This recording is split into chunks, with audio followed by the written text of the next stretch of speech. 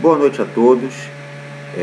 Meu nome é Renato Nicolau, sou médium do LIS e com grande satisfação venho mais uma noite falar com vocês aí a respeito de um tema importante para todos nós, estudar um pouco mais dessa doutrina espírita tão importante para o nosso conhecimento, para a nossa reforma íntima. Então, que antes de começarmos, estejamos todos nós sintonizados, harmonizados, tranquilos, para aproveitarmos muito bem essa noite de hoje. Nada melhor do que cada um fazer a sua prece interior, fazer um momento de silêncio para captar, sintonizar e se harmonizar com o plano superior. Então, um minutinho para que cada um entre nessa vibração tão positiva e tão boa para todos nós.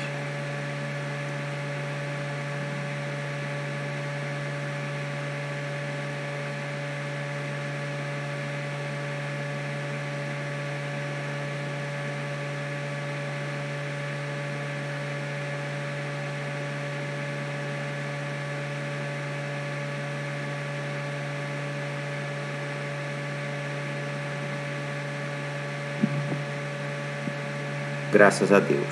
Então, como eu falei, meu nome é Renato Nicolau, é uma satisfação muito grande continuar ministrando palestras para todos vocês. Não posso estar fisicamente também, porque não estou morando mais no Rio, já faz mais de 9 anos. Quando dá, eu vou presencialmente no Rio, quando eu tenho algum trabalho no Rio, mas é uma grande satisfação estar de corpo e alma sintonizados com essa casa. Também para dúvidas, sugestões, questionamentos, críticas também são sempre bem-vindas e construtivas, né? Tem os canais aí do LIS para entrar em contato conosco, comigo, com a Marina, com a Rose, com o Felipe, com o próprio Bira, ou quem for que precisar de todos nós, estamos sempre à disposição de todos vocês. Eu fiz a parte 1 do tema suicídio. É um tema muito importante. A gente não tem noção da quantidade de pessoas que cometem suicídio, não só no Rio, não só no Brasil, mas no mundo todo, ao longo da história da humanidade, praticamente em todos os povos, em todas as culturas, e não só aqueles que praticam esse ato impensado, mas aqueles que tentam, às vezes, dezenas, centenas de vezes, cometer esse ato. E podemos ter isso conosco, espero que não, mas podemos ter um familiar que passe por um momento desse, ou tente fazer isso, um colega do trabalho, do ciclo social. Então é muito importante nós estarmos conscientizados, bem como nós prestarmos ou sabermos quem presta o devido auxílio. Temos muitos canais virtuais, canais telefônicos, temos pessoas especializadas para atuar nessas situações, e é importante ter pelo menos o conhecimento e quais são esses canais e qual é a melhor forma de conduzir o assunto. Também, se você não souber conduzir, pode ser que você vá também se desarmonizar e ainda prejudicar o auxílio que provavelmente você poderia ter e poderia prestar. Então vamos lá, pessoal. Então, como eu falei, a parte 2, né? Aqui do nosso LIS, Lar Irmã Zarabatana. E aqui a gente tem que, como eu falei, aqui é muito mais um bate-papo, mas é muito mais uma palestra para despertar a gente a estudar mais, a buscar o assunto na internet, no YouTube, em livros. Quantos livros tem de suicídio, loucura ligada a suicídio? Quantas informações tem em revistas espíritas, romances espíritas? Então, o que não falta material. O que falta para todos nós é nos conscientizarmos e estudarmos um pouco mais. Então vamos tratar hoje do pai e o conscrito, tá? Conscrito é um recruta convocado para prestar serviço militar. Eu tirei disso, né, do dicionário online de português, só para entender o que é conscrito, né? Então, na guerra contra a Itália, em 1859, um cidadão de Paris, estimado por todos, tinha um filho único sorteado para o serviço militar, né? Então, essa família tinha apenas esse filho e ele calhou de ser sorteado para o serviço militar. Para evitar que fosse a guerra, filho único, né, de uma senhora viúva, o pai resolveu suicidar-se, né? Foi evocado um ano depois na Sociedade de Paris, a pedido de uma pessoa que o conhecera. Sofre muito, mas sabe da justiça de Deus, confia no perdão. É isso que a gente vai estar estudando na noite de hoje, as consequências, né? Porque às vezes a pessoa não tem noção das consequências de um ato imprudente, impensado, inconsequente, que é o suicídio, né? E você vê, isso não foi no Brasil, foi na Itália. E isso já tem praticamente quase 200 anos, né? Então, tem consciência, né, essa pessoa que infelizmente cometeu o suicídio, de que sua punição será menos longa, por considerar o motivo atenuante, amor paternal, mas sabe que nem por isso a ação deixa de ser má. Então, é como a lei. Você tem atenuantes e tem agravantes, mas nada substitui o ato inconsequente, imprudente que você cometeu. Mas você irá sofrer uma pena mais branda ou mais dura de acordo com as circunstâncias que você estava envolvido. Então, não precisa ser advogado, não precisa ser juiz, mas a gente sabe que a intenção, os motivos e a situação pesam mais ou menos para essa punição que nesse caso, a consciência dele está sofrendo, né? Sofre duplamente na alma e no corpo, embora este último não o possua mais, né? Já que ele está na erraticidade. Tem consciência de que é como o amputado sofre no membro ausente. Então, ele tem essa consciência, né, que está faltando algo, embora ele ache que o corpo dele não existe mais, mas tem essa contrapartida, né, que está gravada em seu perispírito. Após tentar bastante, consegue escrever: Deus é muito bom. De fato, às vezes a gente se revolta ou se chateia com Deus, com o Espiritismo, mas é muito bom Deus, é muito boa a nossa doutrina. É a gente que não sabe usar, é a gente que não sabe viver e conviver com as nossas dificuldades, com as nossas ansiedades, com as nossas angústias. Então, vamos pegar as explicações de São Luís, né, para a gente entender um pouco mais, uma visão mais apurada espiritualmente, né? Este espírito sofre justamente porque lhe faltou confiança em Deus, o que é uma falta sempre punível. Quem tem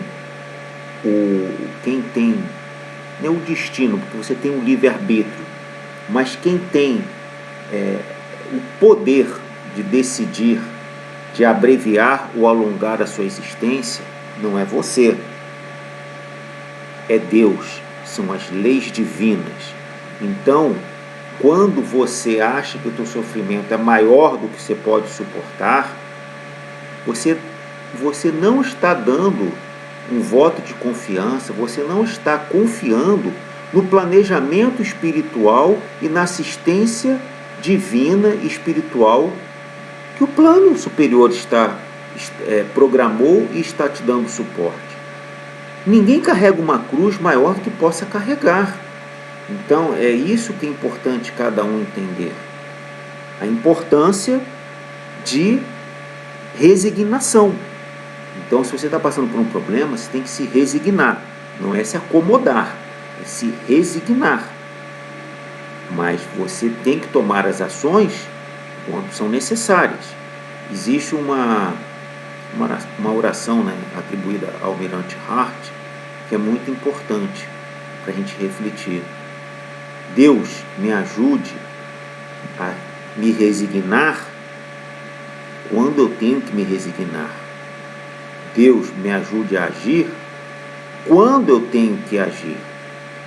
E o principal, Deus me ajude a distinguir quando eu tenho que agir ou quando eu tenho que me resignar. Então é isso que é o grande segredo da vida, é saber quando agir e quando resignar. E isso, o que vai dizer é o que? É a sua experiência, é a sua vivência de vida, tanto nessa vida quanto nas vidas passadas. É você pedir proteção, é você pedir auxílio, é você pedir proteção ao seu anjo da guarda, ao seu espírito protetor, aos amigos espirituais. Por isso você tem que estar sempre vibrando positivamente, você tem que estar sempre com uma visão positiva da vida. Exatamente para o quê? Para você estar sempre pegando boas intuições. Como é bom, antes de dormir, você pensar no problema, dormir. Ao acordar, provavelmente, estando sintonizado com o plano superior, vai vir uma ideia boa, vai vir alguma informação importante para você. A punição seria terrível e muito longa se não tivesse em seu favor um motivo louvável, que era impedir seu filho de ir ao encontro da morte. Por mais louvável que seja, explica, mas não justifica. Né? Me lembro disso quando era criança, né? Renato, explica, mas não justifica. É exatamente isso desse caso. Então, não se agarre a uma bengala. Não. Você tem que confiar na justiça divina, você tem que confiar nos desígnios, tem que confiar no planejamento. E não uma atitude, poderia até se dizer covarde, se tirar sua vida para, como se fosse resolver o problema, né? Deus, que viu o fundo dos corações, não o puniu, senão segundo as suas obras. Deus não pune ninguém. Deus são as leis. Quando você derroga uma lei, ou seja, você não segue uma lei, a sua consciência vai fazer você se reajustar com a lei. Mas Deus não pune ninguém. Tá? Muito importante esse conceito. Esse suicídio é desculpável, né? Então é importante a gente ter essa visão. À primeira vista, sim, mas não o é, porque não há nenhum motivo nessa vida para você suicidar, para você pôr fim à prova a qual você mesmo planejou lá com o plano espiritual e você o anuiu antes de vir aqui para o plano terrestre, para esse órgão. Agora, por que isso, né? Por que a gente tem essa explicação, né? Então, para todos nós refletirmos, né? Em princípio, o homem não tem o direito de dispor de sua vida, porque esta lhe foi dada em vista dos deveres que deveria cumprir na terra. Por isso, não deve abreviá-la voluntariamente, sob nenhum pretexto. De novo, sob nenhum pretexto. Então, você não tem o direito, tá?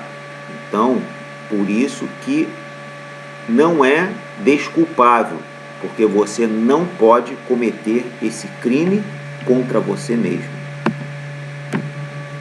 Aqui uma outra explicação importante, né? O suicídio não consiste somente no ato voluntário que produz a morte instantânea. Está também em tudo o que se faz em conhecimento de causa, que deve apressar prematuramente a extinção das forças vitais, tá?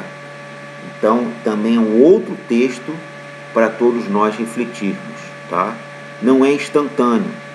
E principalmente nós espíritas, principalmente você que está assistindo essa palestra, você que já leu vários livros da codificação, Loucura e Suicídio.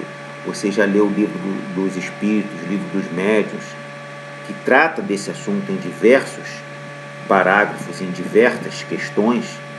Você tem muito mais consciência do que uma pessoa que não tem esse conhecimento, que não tem essa informação.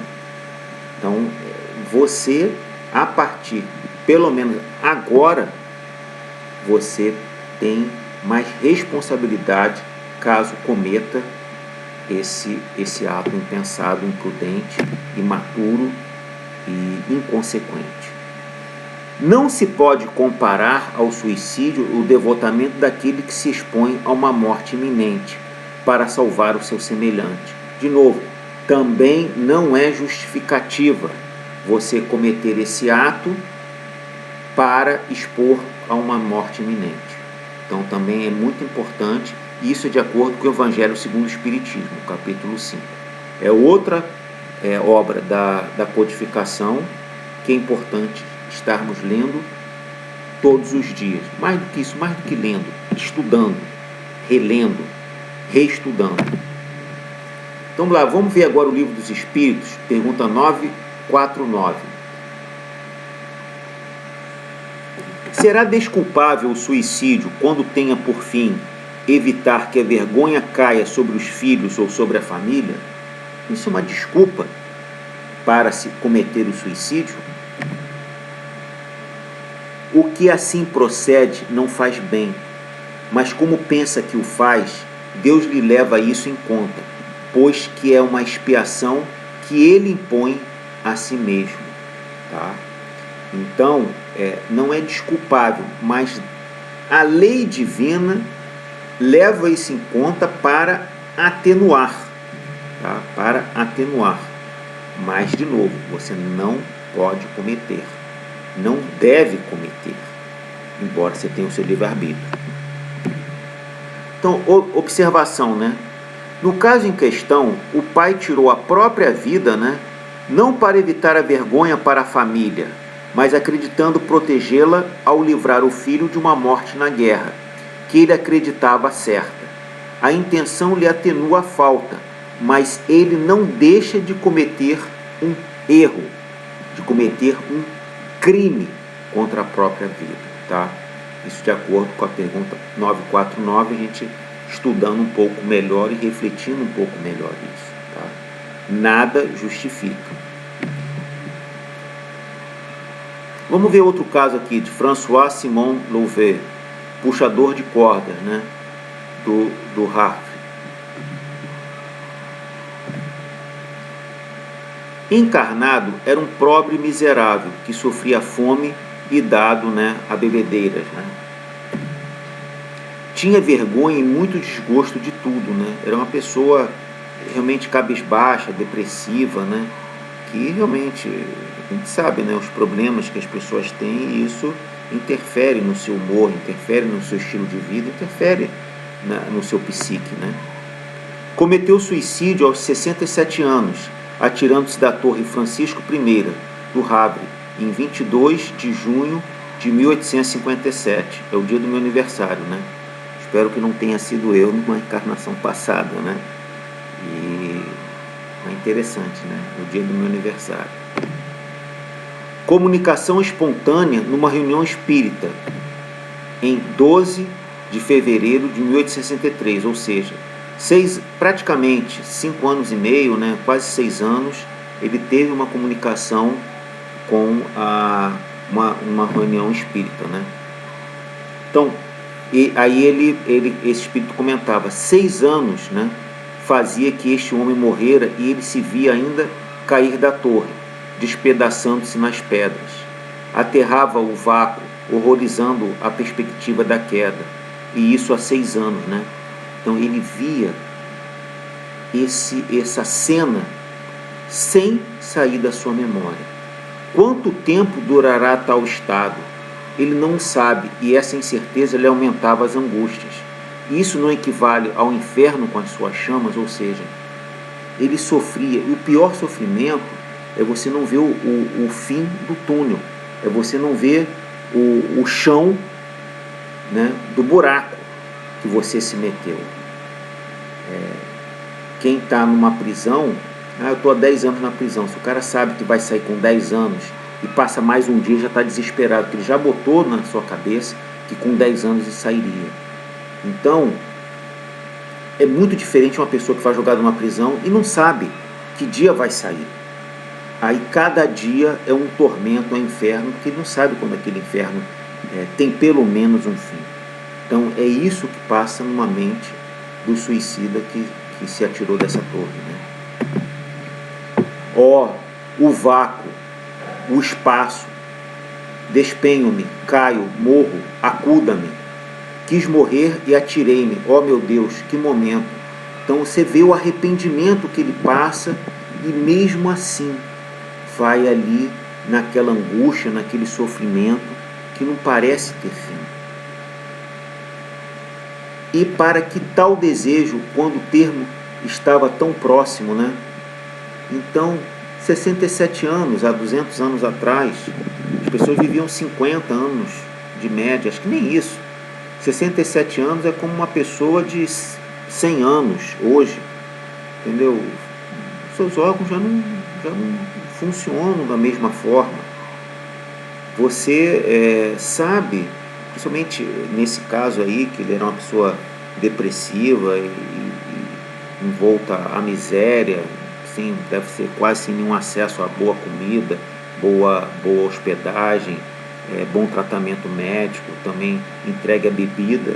Então 67 anos, talvez ele vivesse mais 2 dias e ele abreviou, ou em 2 dias, ou em 2 anos, ou em 10 anos, uma vida que talvez tivesse chegado a um fim de uma forma não trágica, né? e não desesperadora como aconteceu. Né?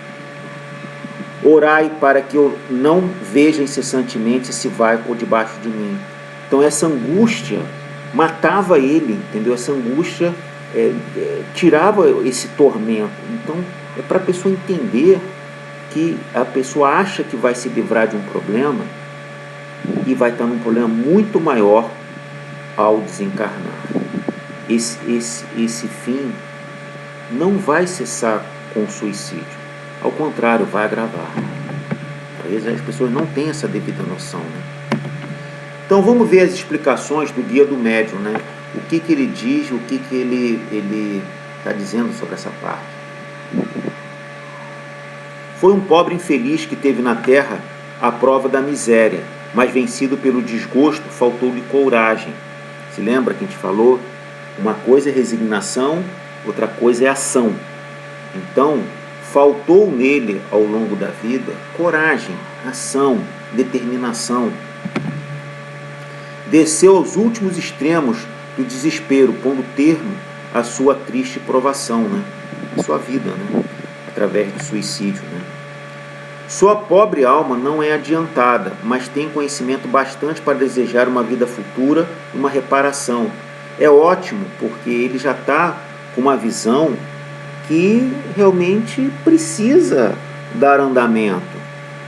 Aí sim tem que ter coragem, tem que ter ação para reparar e para seguir em frente. Rogai a Deus lhe conceda essa graça, ou seja, conceda essa graça dele voltar a viver, voltar a ter uma vida digna, voltar a ter uma oportunidade para reparar os seus erros e seguir sua trajetória rumo à perfeição. Então vamos ler aqui o Livro dos Espíritos, pergunta 946. O que pensar do suicida cujo fim é fugir das misérias e decepções desse mundo, né? Essa fuga, uma visão completamente equivocada, né? Então, pobres espíritos que não têm a coragem de suportar as misérias da existência. Deus ajuda os que sofrem e não os que carecem de energia e de coragem. As tribulações da vida são provas ou expiações. Felizes os que as suportam sem se lastimar, porque serão recompensados. Então é importante a gente ter essa visão. Aqui é um mundo de provas e expiações. Aqui não é um mundo que a gente veio a passeio. Uma vez eu estava num ciclo social e a pessoa falou, olha, a minha vida está muito ruim e tal. Eu falei, sim, mas as provas fazem parte da vida, né? Porque a gente ser espírita não é só para dar palestra, para a gente também fazer a nossa reforma íntima. Não é só para tomar passe, não é só para tomar água fluidificada. É também para orientar pessoas, dar uma palavra amiga. Isso é caridade. Caridade não é só dinheiro, não é só fazer ações monetárias, né? Então eu perguntei, mas por que a vida é um sobe e desce? Um dia a gente sofre, a gente tem também muitas alegrias, a gente tem saúde, a gente tem paz, a gente tem felicidade, a gente tem família, a gente tem uma certa condição financeira. Mas eu vim aqui a passeio, né? Então você vê, achou que a vida era um passeio, a vida eram só festas, né? Então está no mundo errado, porque é um mundo de provas e expiações, uma visão completamente equivocada da vida. Então nós vamos nos sofrer, né? Expiar os erros que nós cometemos. Entendeu? Então, ter uma visão mais realista da vida, né? Então, continuar aqui pensando e estudando o tema. O suicídio mais severamente punido é aquele que é realizado por desespero, tendo em vista livrar-se das misérias da vida, que são ao mesmo tempo provas e expiações. Então, como aquele pai foi atenuado por um motivo que ele achava que era mais nobre, que não é, foi atenuado. Aquele que faz por desespero para se livrar de um vexame público, ou de uma falência, ou de uma traição descoberta, esse sim não vai ser atenuado, ao contrário, vai ser agravado, porque ele foi quase um covarde, ele não confiou na justiça divina, ele não confiou na providência divina, ele está indo contra o seu planejamento estratégico, está abusando do seu livre-arbítrio. Então, esse é o pior dos casos. E tomem muito cuidado, que a maioria dos suicídios são nesse caso. Então, vamos ler aqui também o Livro dos Espíritos, né? Pergunta 957. Quais, em geral, são as consequências do suicídio com relação ao estado do espírito, né? O que acontece com o espírito, né? Quais são as consequências? Não há penas fixas e todos os casos. As penas são sempre relativas às causas que o produziram. Então é tudo relativizado. Atenuantes, agravantes. Teve um suicídio direto ou um suicídio indireto? Mas suicídio indireto? O que é suicídio indireto? A pessoa que bebe, se embriaga todos os dias e está botando fim o seu fígado, a sua saúde, a sua paz e as suas economias. Ele que era para viver, talvez, de acordo com o seu planejamento, 70, 80 anos, vai viver 40, 45. Ele é um suicida indiretamente. Ele vai arcar por essas consequências. Eu não vou contar aqui a história, mas vocês têm que estudar um pouco mais, tanto o Livro dos Espíritos, o Livro dos Médiuns, o Evangelho segundo o Espiritismo, as revistas espíritas, mas também vamos ver a vida de André Luiz, como é que ele foi recebido no plano espiritual. Não vou contar aqui porque é para vocês ficarem curiosos e estudarem um pouco mais. O destino não é o mesmo para todos, depende das circunstâncias. Cada um tem a sua vida, cada um tem seu planejamento, cada um tem suas vantagens, suas desvantagens.